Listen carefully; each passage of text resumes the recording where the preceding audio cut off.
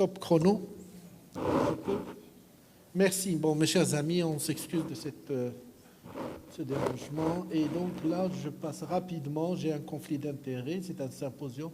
Vous comprenez. Le menu, est-ce qu'on va choisir le PVC 10 ou le PVC 13?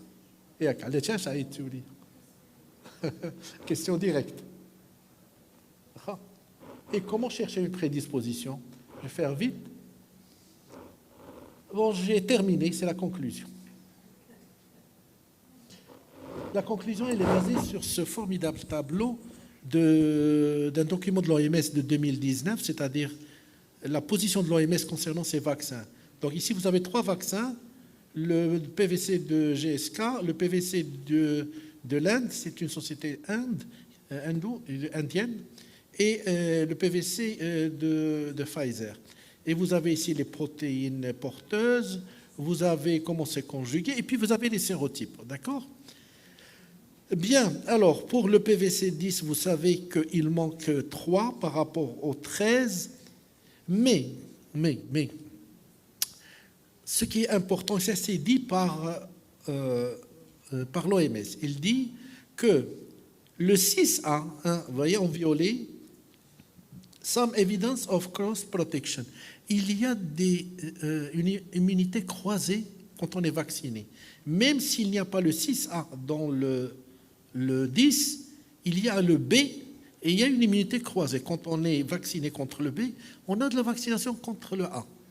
Ça, c'est pas moi qui le dis. Deuxièmement, le C qui n'est pas ici, eh bien, il a une immunité croisée. Donc le 6, il suffit d'avoir un des 3 pour être immunisé de façon croisée. Deuxième constat, c'est le 13. Le 13, on nous dit ici en gris que non conclusive evidence for protection.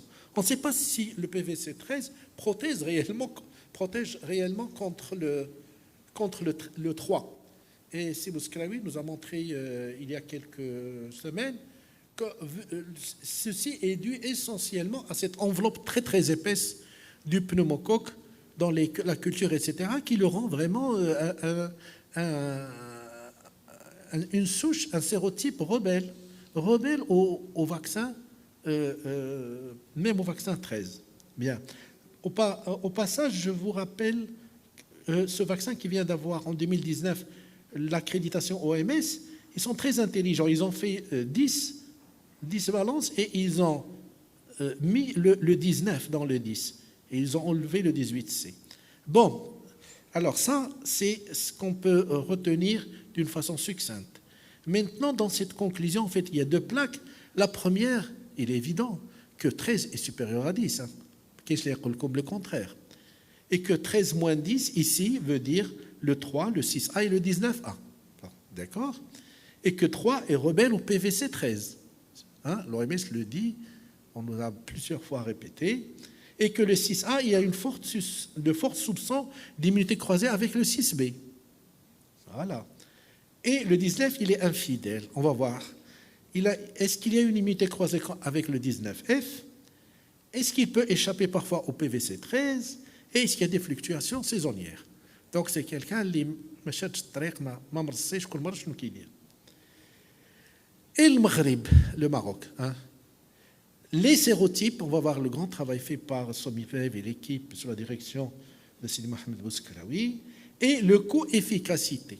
Bon, est-ce que nous avons beaucoup de 19A qui est vraiment l'infidèle? Est-ce qu'on a beaucoup de ce 19A qui justifie d'acheter un vaccin qui est 2 fois plus cher? Est-ce que ça justifie? Est-ce qu'on peut faire comme les Canadiens, après sont passés au 10, pour pouvoir acheter d'autres vaccins? Et Dieu sait combien on a besoin d'acheter l'hépatite A, l'oreillon, beaucoup de choses. Maintenant, le VRS pour les... D'accord. Et on va voir les critères OMS pour choisir le vaccin. Alors, est-ce que pour le Maroc, 10 va être supérieur au 13? Mais il faut intégrer d'autres choses, d'accord? Bien, on va voir comment est-ce que le 19A échappe.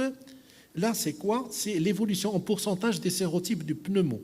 Donc, les pourcentages des sérotypes dans les infections invasives au pneumocoque en fonction de PV10 ou PVC13.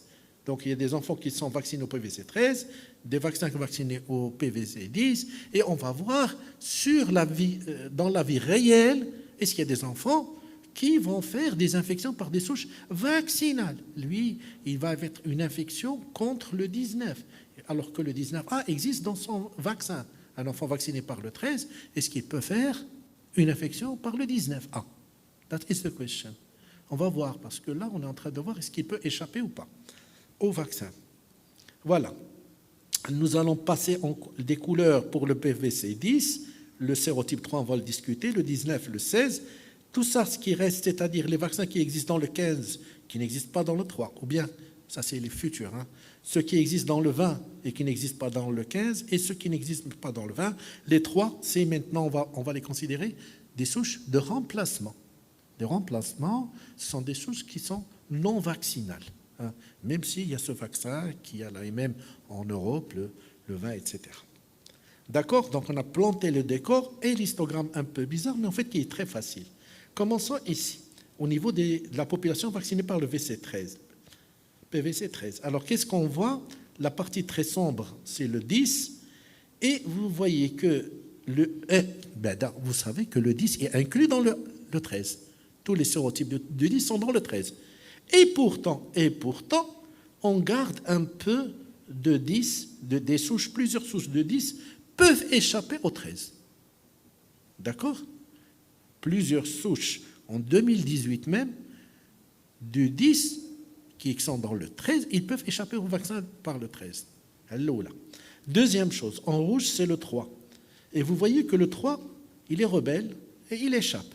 Alors que le 3 existe dans le 10. Et donc des enfants dans la vie réelle, même s'ils sont vaccinés contre le 13, c'est une souche vaccinale pour le 13, le 3. Le 3 est une souche vaccinale dans le PVC 13. Et pourtant, ils vont faire une infection au 3. Voilà.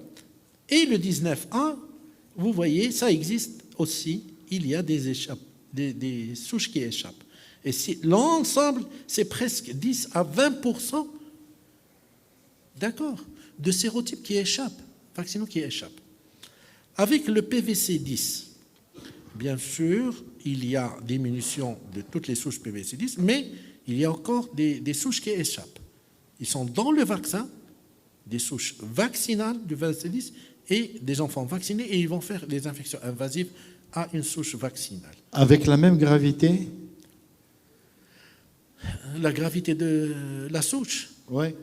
Je ne peux pas répondre, c'est Mohamed Imken, mais la souche, elle est là, c'est la souche. C'est la souche. Elle n'est pas dans le vaccin, elle est dans le milieu extérieur. Mais je pense que c'est la même gravité. Bien, le rouge, le 3, bien, c'est normal qu'il échappe, parce qu'il n'existe pas dans le 10. Le 11, c'est normal. Mais ça, c'est l'Europe. Et en conclusion, qu'est-ce qu'on peut dire? Qu'il y a plus de remplacement avec le PVC 13. Vous voyez le jaune, le marron, il y a plus.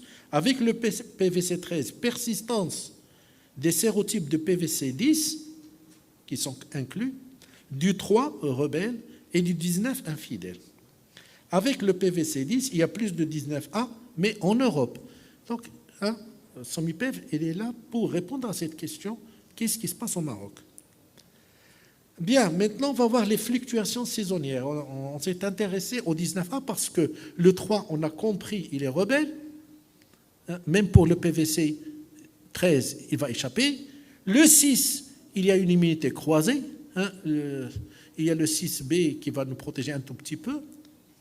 Et le 13, qui est l'infidèle, et on a vu un peu qu'il peut échapper. Maintenant, les fluctuations saisonnières, cet exemple de Suède, on va parler des infections invasives avant l'âge de 4 ans pour les sérotypes 3, 6 et le 19, c'est-à-dire ceux qui existent dans le 13, qui n'existent pas dans le 10, dans des régions utilisant le PVC 10 et régions PVC 13. Donc, la Suède, il y a des provinces qui utilisent le 10 et des provinces qui utilisent ce qui permet de comparer et de faire une étude. Voyons ce qui se passe après 2010. Certaines provinces des cantons ont utilisé le 10, d'autres le 13. Allons voir maintenant pour le sérotype 3. Pour le sérotype 3, dans les régions qui ont eu le 10. D'accord? Donc, c'est des provinces qui ont été vaccinées par le PVC 10. Et on va voir un peu, est-ce qu'il y a des infections invasives au sérotype 3 qui n'existent pas dans ce vaccin. Donc, c'est le bleu continu. Voilà le bleu. Et il chute. Il chute, il est diminué, et il chute encore. Alors que ce n'est pas une souche vaccinale. Pourquoi il chute? Ce n'est pas une souche vaccinale. Deuxième chose. Pour le vaccin PVC 13, c'est l'en pointillé, il chute et il reprend. Même s'il est dans le PVC 13. Il y a une fuite. Donc on a dit qu'il est rebelle. On a compris que le 3 est rebelle. Passons au 6A. 6A, c'est le rouge continu dans les provinces où il y a eu le PVC 10. Voilà, il disparaît, même si le 6A n'est pas une souche vaccinale du PVC 10. Et il disparaît. Il réapparaît et il disparaît. Et en fait, c'est tous les 2-3 ans, regardez avant, toutes les 2-3 ans. Donc il y a une évolution saisonnière. Est-ce que c'est elle qui est le plus importante ou la réponse vaccinale? Je ne sais pas. Pour le 19A, dans les régions qui ont eu le PVC 10, donc 19A n'est pas une souche vaccinale, le vert, ça disparaît, même si le PV10 ne contient pas le 19A, ça réapparaît, ça disparaît, même si le vaccin ne contient pas le 19A. Et il y a cette évolution saisonnière tous les 2-3 ans, regardez les pics. Bien. Donc, on a vu les 3 éléments. On n'a pas vu l'immunité croisée, mais elle est rapportée. Ça échappe. On a vu qu'il peut échapper le 19A, il peut échapper au PVC 13. Et on a vu la fluctuation saisonnière. Passons maintenant un peu voir quelques travaux très, très importants concernant les sérotypes à Marrakech et national. Bon, voyons maintenant Marrakech, distribution des sérotypes dans les méningites de l'enfant au CHU de Marrakech. C'est une diapo qui m'a été donnée par professeur Nabila Sola et le travail a été présenté en 2023 au congrès SOMIPEV. Voilà, qu'est-ce qu'on peut voir ici? En bleu, c'est les sérotypes vaccinaux du Maroc, c'est-à-dire PVC 10. Donc en 2010, quand on a introduit le PVC 13, on a eu des souches de PVC 10 et 13 qui ont pratiquement disparu. Ici, à partir de 2010, c'est le PVC 10, donc toutes les souches vaccinales qui existent dans le PVC 10, ils ont diminué, puis ils ont disparu. On voit encore quelques souches. C'est normal, parce que le vaccin que nous utilisons, c'est le PVC 10. Bien, le 19A. Le 19A, vous voyez qu'il y a peu, 1, 2, 3, 4. Et puis 2014, apparemment, il n'y a pas de 19A, 15, 16, 17, 18 et 19. Au cours de ces années, on ne vaccinait pas au Maroc par le 13, on vaccinait par le 10. Et pourtant, il a disparu. C'est vrai, nous ne faisons pas plusieurs prélèvements, plusieurs choses. Où est la partie visible de l'iceberg? C'est ce dont on dispose. Bien. Qu'est-ce qui s'est passé après 2020? Après 2020, il y a beaucoup de méningites, mais en fait, c'est la technique. Hein. La Covid a fait introduire la PCR en temps réel et tout ça, qui ont permis de passer de la culture à la PCR, et on a identifié beaucoup de malades. Nous, on n'est pas inquiets par ce 3, qui en a beaucoup, mais on dit que le 3 rebelle. Ça va, tu as pris le 10 ou le 13. Maintenant, ce qui nous intéresse, c'est le 19A, et il y a 4A, 4 ici, 4, 4. On va voir un peu. Passons maintenant à la Finlande, qui utilise le PVC 10. Ici, c'est l'incidence des infections invasives, d'accord? Regardez, en orange, c'est pour la population qui est vaccinée par le PVC 10. Donc, tous les sérotypes de PVC 10 sont diminués. Mais même les sérotypes de PVC13 diminuent alors qu'on n'utilise pas le PVC13. Et là, pour aller en détail dans ce même papier, pour 3.6.19, on voit qu'il y a une chute de 50% des souches du PVC13 alors qu'on a utilisé le PVC10. Là, c'est un travail formidable qui a été publié cette année, c'est le portage. Portage du pneumocoque et la résistance à la pénicilline chez des enfants en bonne santé, 5 ans après la généralisation du PVC10, c'est-à-dire après 2015. Alors, ils ont étudié, fait le prélèvement nasopharyngé de 500 enfants âgés de 6 mois à 36 mois à Marrakech, et ils ont trouvé que le portage chez des enfants sains en bon état, il est de 1 enfant sur 2. 1 enfant sur 2, 43%. Et que le pourcentage des sérotypes vaccinaux du PVC10, le vaccin utilisé au Maroc, à Marrakech aussi, est que de 10%. Donc les pneumos qu'on a trouvés, c'est des sérotypes non vaccinaux. C'est normal, le phénomène de remplacement. Et qu'il y a eu, c'est normal, les sérotypes non vaccinaux ont augmenté et la résistance, diminution de la sensibilité aux pénicillines, résistance et intermédiaire, elle a diminué. Bon. Alors voyons maintenant de près dans ce travail de l'équipe de Marrakech. Ici, qu'est-ce qu'on voit? On analyse les facteurs de risque. Alors, qu'est-ce qui est associé à un portage? Vous avez ça, inférieur à 0,01, donc une forte association. C'est quoi? C'est les enfants de 6 mois à 12 mois, c'est-à-dire qu'ils n'ont pas eu le rappel de 1 an. C'est normal. On sait que le rappel, c'est essentiellement l'action qui fait la différence, c'est le portage. C'est le rappel de 1 an est très important pour diminuer le portage. Qu'est-ce qui est aussi associé? Est-ce que l'enfant a eu une antibiothérapie préalable? 25% de ces enfants qui ont eu l'antibiothérapie ont le pneumocoque et 34% de ces enfants ne sont pas porteurs. D'accord? Donc ces enfants, ils portent l'antibiothérapie diminue un peu le portage. Alors, les enfants qui ont terminé leur vaccination, c'est très bien. Quand ils terminent leur vaccination, ils ne sont pas porteurs, à 40%.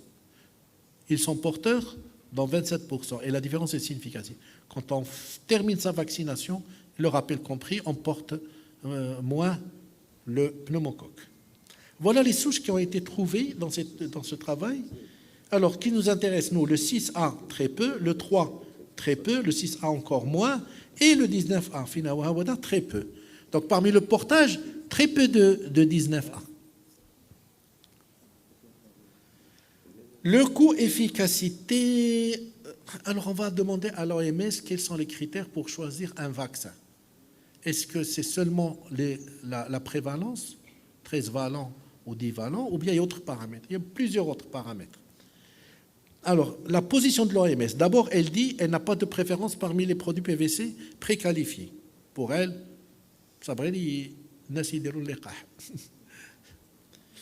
le PVC 10 et 13 ont tous deux des impacts substantiels contre pneumonie, infection invasive et le portage.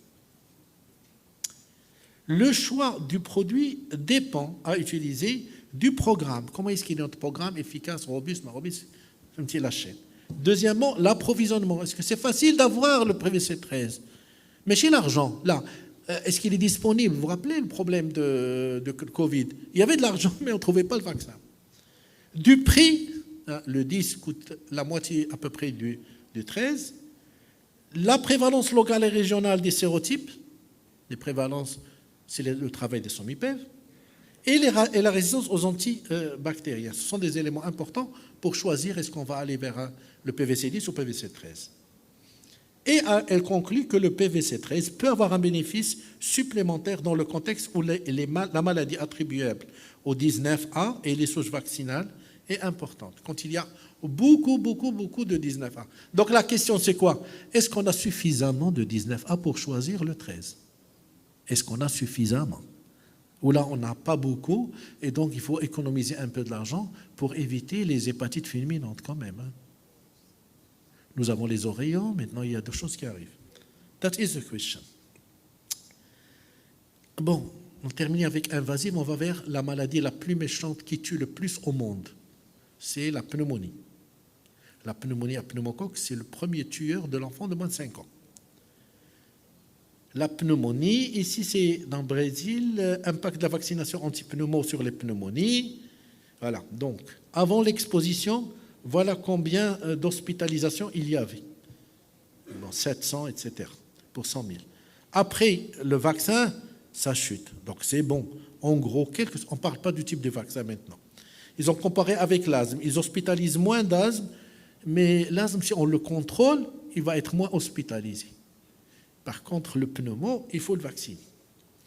Le Maroc, ça c'est un travail de 2020, incidence et mortalité des moins de 1 an et des moins de 5 ans avec PVC 2010 et après PVC. Donc ils ont comparé la mortalité entre deux périodes, avant le vaccin et après le vaccin. D'accord? Ça, c'est le Maroc. Et là, qu'est-ce qu'on a? On a avant le 1 an, c'est là où le problème est très grave, c'est avant le 1 an. Nous avons la mortalité qui était de 8 pour 100 000 enfants et elle passe à 5. Donc il y a une réelle diminution de la mortalité par le vaccin. Ici, c'est un travail que j'ai pris d'une conférence du professeur Bouskelaoui. Ici, c'est la mortalité par pneumonie à l'hôpital. Pneumonie, dans le sens large. Je ne sais pas si c'est le pneumocoque. Alors, mais le pneumocoque est la première cause, etc. Et donc, vous voyez que cette pneumonie, depuis 2010-2011, elle chute, toutes causes confondues. Elle chute, elle se stabilise un peu, mais on est loin des chiffres inquiétants. Et la safety, est-ce que ce vaccin, finalement, qu'il soit 10 ou 13, est-ce qu'il est bien? L'OMS certifie qu'ils sont très bien, ayant d'excellents profils de sécurité. Passons à comment chercher une prédisposition. Une infection invasive, au pneumo ou au méningo, nécessite de rechercher le VIH, des conditions à risque, diabète comme exemple, et le déficit. Pourquoi? Parce que Karima Warda, rappelez-vous, c'est ce travail de 2010 de portage, elle dit que le portage, c'est de un enfant sain sur 2. Alors que l'incidence des infections invasives chez les personnes saines était de 7 pour 100 000. Et des décisions d'experts qui disent que dans les déficits, la première, si le pneumocoque arrive à traverser les moyens de défense et arriver dans le sang ou les méninges, c'est qu'il y a une faille quelque part. La fréquence des infections invasives à pneumocoque dans 3 groupes, pas de risque, risque faible et fort risque. Bon, alors, on va voir rapidement. Les enfants qui n'ont pas de risque, quand ils sont âgés de moins de 5 ans, ils font 7 pour 100 000 une infection invasive. D'accord? Ils font 1 pour 100 000 quand ils sont âgés de plus de 5 ans. Les enfants qui ont, qui ont un faible risque, ils font 12 fois, ils font 12, c'est-à-dire 2 fois plus. 2 fois 12, c'est à peu près le 12. Le 13, c'est à peu près le double de 7. Regardez ici. Alors, qu'est-ce que c'est que ça? Qu'est-ce qu'on voit? Le prématuré, qu'est-ce que je voulais vous montrer? Les diabétiques, je ne sais pas pourquoi, est-ce qu'on n'a pas eu les trucs de diabète? Alors, passons rapidement le diabète. Le diabète chez l'enfant est tout petit, donc ils font 6 fois, un diabétique fait 6 fois un enfant normal.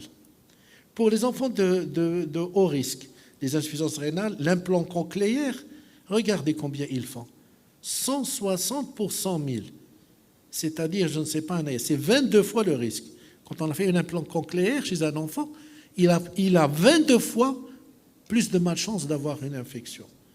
Les déficits immunitaires, ils ont 13 fois de malchance, et c'est comme ça que l'asplénie dont je vous ai parlé, un enfant asplénique a 20 fois plus de malchance qu'un enfant qui a sa rate. Et ça, c'est l'échographie. Bien, les conditions, on n'a pas le temps, mais je vais donner mes diapos. L'invasive, c'est quoi? Oui, ça c'est pour dire que, écoutez, les prétermes, il faut faire attention. Regardez, l'incidence, c'est 50 contre 17 pour 100 000. Bon, là c'est notre expérience. On vient d'avoir une plateforme pour le diagnostic des déficits en complément. Schéma est une PhD student dans notre laboratoire. Vous pouvez lui envoyer, nous avons tout ce qu'il faut, même la génétique. Voilà, cette fille qui a 11 ans, elle était hospitalisée pour deux méningites purulentes.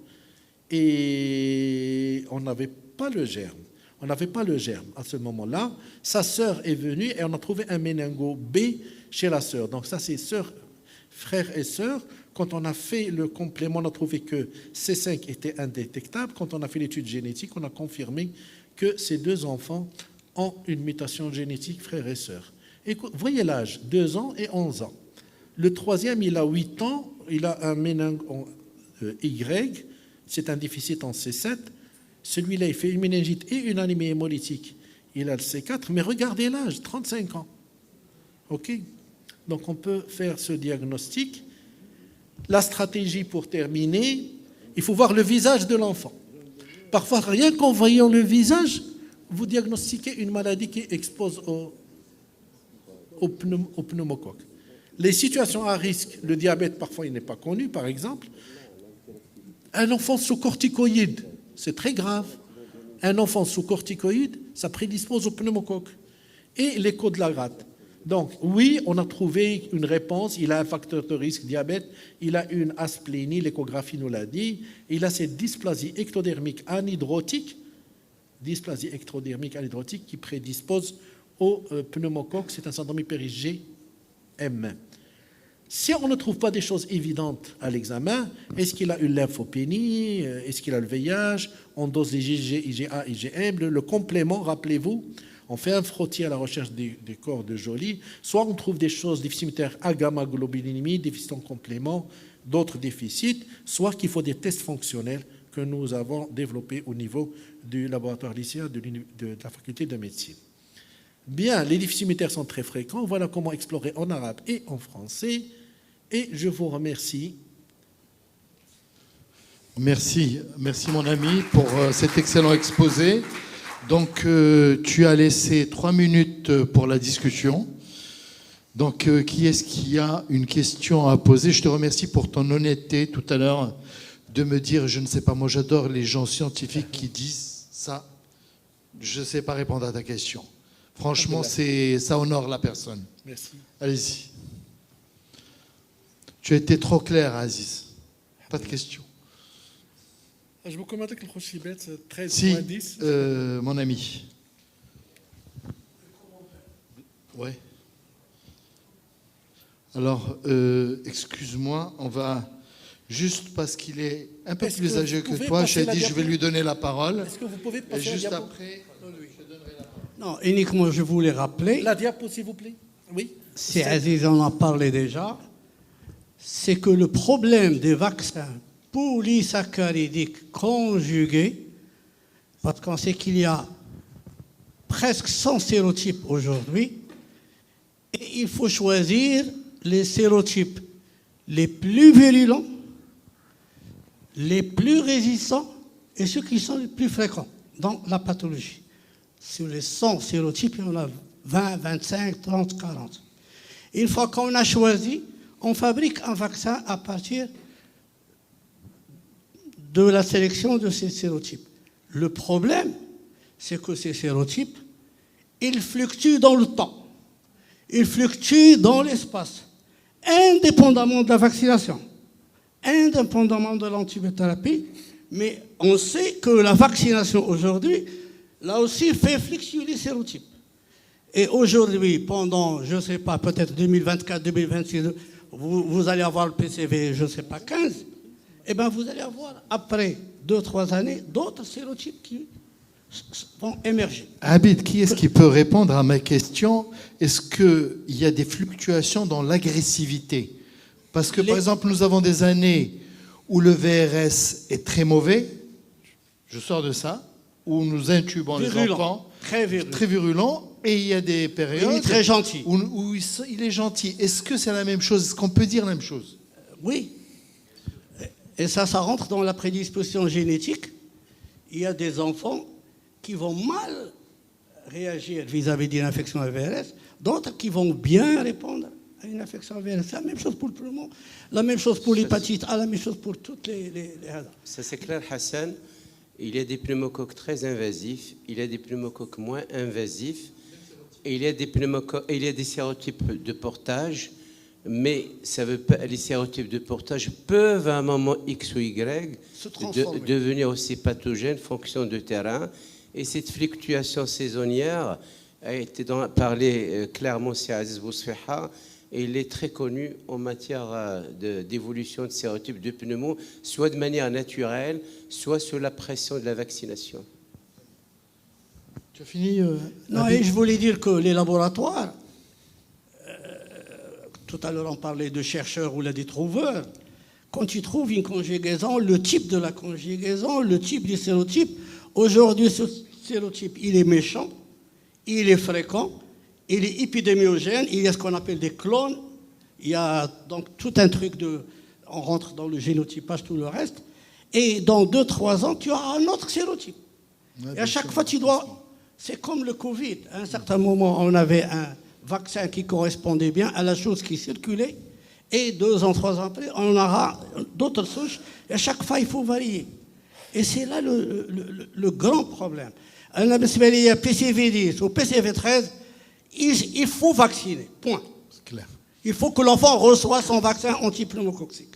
C'est pour ça que récemment, le ministère n'avait plus le moyen d'acheter le vaccin antipneumococcique, et on a opté pour un vaccin chinois. Il est ce qu'il est, il coûte ce qu'il coûte, il est efficace, il n'est pas efficace, il est bien toléré, on ne sait pas. Soit on laisse nos enfants sans vaccin, soit on choisit un vaccin. يعني أقل حاجة وهي هذاك الفاكسان خدوه من عند les Chinois. Je ne sais pas ce que tu en penses.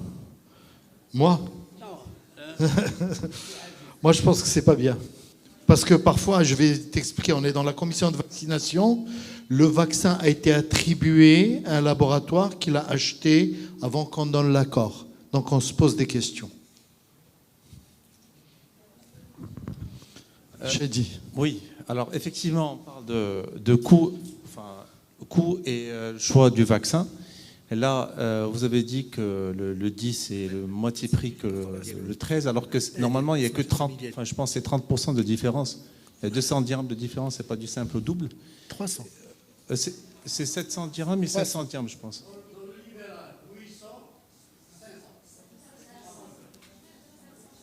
Il est 700, ça a baissé, je pense, le prix.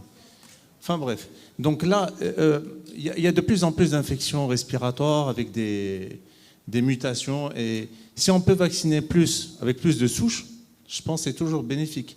Là, en France et en Europe, ils sont passés à pneumo 20. Nous, on discute encore entre 13 et le 10. Et le vaccin chinois, je ne sais pas ce qu'il vaut. Et parce que c'est généralisé. Rim, tu rigoles pas. Quand il dit chinois, tu as rigolé, ce n'est pas bien. Non, je n'ai pas rigolé. C'est pas ça, c'est que on sait pas, on connaît pas le contenu, enfin l'efficacité. Il y a mais je plaisante. Et l'émergence des germes résistants suite à cela. Je sais pas il n'y a aucune étude là-dessus. Et donc là, la question se pose sur le choix pour 200 ou 300 centièmes de différence. Maintenant, c'est pas ça qui va empêcher les gens d'acheter le vaccin contre l'hépatite A ou contre les orions. Parce qu'on a vécu un cas très grave, justement, un enfant qui était bien portant, qui a fait une pleuropneumopathie sévère, un pneumocoque, et juste après on est. D'un syndrome de Lemierre, il a fait un thrombus au niveau de la veine jugulaire à cause d'une pleuropneumopathie à pneumocoque. Oui, bon. Donc, vu ces cas, la question se pose sur le choix économique, entre guillemets, et versus sévérité des symptômes. Et voilà. Et le pourcentage d'enfants qui ont ce truc-là. Écoute, Awalan, vous avez dit qu'il n'y a pas d'études pour le vaccin chinois. Il y a des études. dans la commission nationale, on les a vus. C'est vrai qu'il y a cette anomalie de procédure, comme a dit Hassan, notre président, mais il y a des études, nous avons vu les études, et ils sont là, d'efficacité, de tolérance. Bien.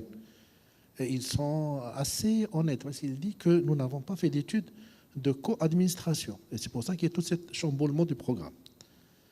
La Chine, ce n'est pas toujours dégradant. Hein. La Chine, il y a des produits qui sont d'excellents trucs. Troisièmement, quand on parle avec la population qui est ici, 300 dirhams, ce n'est pas beaucoup. Quand on parle avec 90% de la population marocaine, 300 dirhams, ça chiffre. Et le coût personnel, maintenant il y a l'amour, il y a tout ça, et il y a le programme national. Quand on parle aussi du programme national, quand on va ajouter 40% du prix pour... bien sûr, le prix, quand on va acheter beaucoup, le prix ne va pas être de 500 et de 700. Mais le prix global, il reste dans les mêmes proportions. On doit ajouter 40% d'argent. Si on peut garder ces 40% d'argent sur le plan national, 650 000 doses multipliées par 3 ou 4 chaque année, eh bien, on peut acheter le vaccin contre l'hépatite A, etc. Donc, la santé n'a pas de prix. Quand on parle d'un phénomène de société, c'est comme la guerre. On aura des enfants qui vont mourir, on aura des... Mais comment on fait le moins de morts, le moins de souffrance? C'est ça la question. Pour un raisonnement individuel, même s'il coûte 10 fois plus, je vais l'acheter, le 13. Merci, c'était la conclusion. Je suis désolé, je ne peux plus donner la parole à la salle.